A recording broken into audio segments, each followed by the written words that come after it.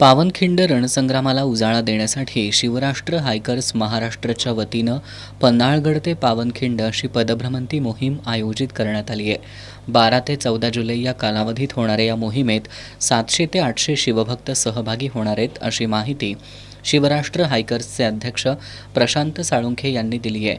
खासदार डॉक्टर श्रीकांत शिंदे, मुख्यमंत्री वैद्यकीय कक्ष प्रमुख मंगेश चिवटे, नरवीर रायाजी बांदल यांचे वंशज अनिकेत बांदल, सरसेनापती कान्होजी जेधे यांचे वंशज इंद्रजीत जेधे, तानाजी मालुसरे यांचे वंशज रायबा मालुसरे, सरदार पिलाजी सनस यांचे वंशज बाळासाहेब सनस आदींचा यात विशेष सहभाग असणार आहे। या मोहिमेदरम्यान इतिहास अभ्यासक भूपाल शेळके, इतिहास व्याख्याते दीपक करपे यांचं व्याख्यान होणार आहे।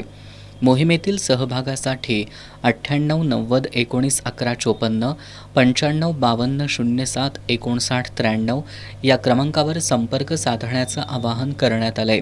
या पत्रकार बैठकीला मोहीम प्रमुख विनायक जाधव, ऋतुराज चौगुले, राजेंद्र पोवार, ओमकार साळुंखे उपस्थित होते।